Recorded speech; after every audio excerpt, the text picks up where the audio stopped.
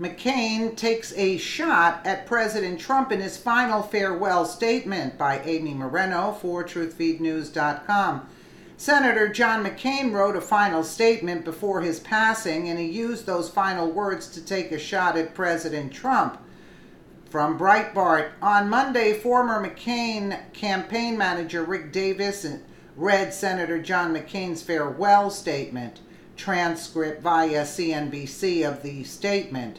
My fellow Americans, who I have gratefully served for 60 years, and especially my fellow Arizonans, thank you for the privilege of serving you and for the rewarding life that service in uniform and in public office has allowed me to lead.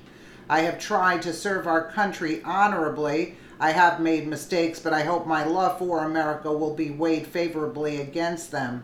I have often observed that I am the luckiest person on earth. I feel that way even though as I prepare for the end of my life, I have loved my life, all of it. I have had experiences, adventures, and friendships enough for 10 satisfying lives, and I am so thankful.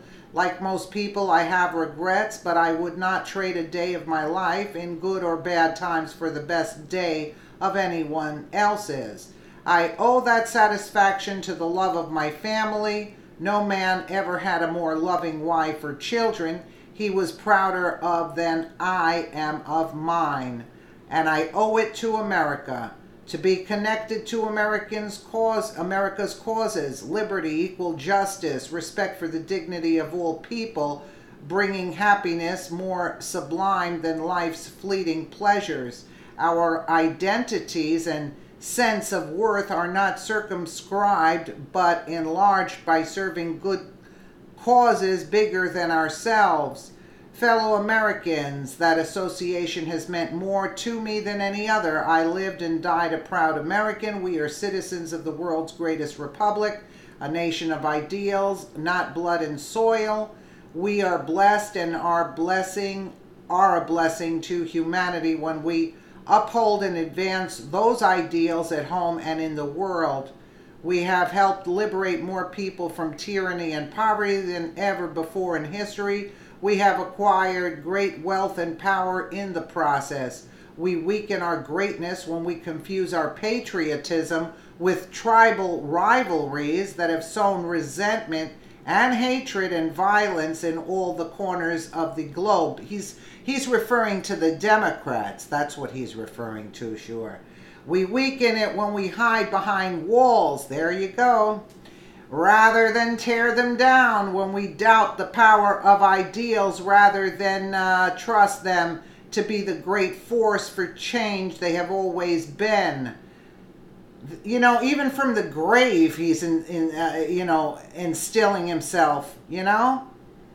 We are 325 million opinionated, vociferous individuals. We argue and compete and sometimes even vilify each other in our raucous, whatever public debates. But we have always had so much more in common with each other than in disagreement. If only we remember that and give each other the benefit of the presumption that we all love our country, we will get through these challenging times. Here he is.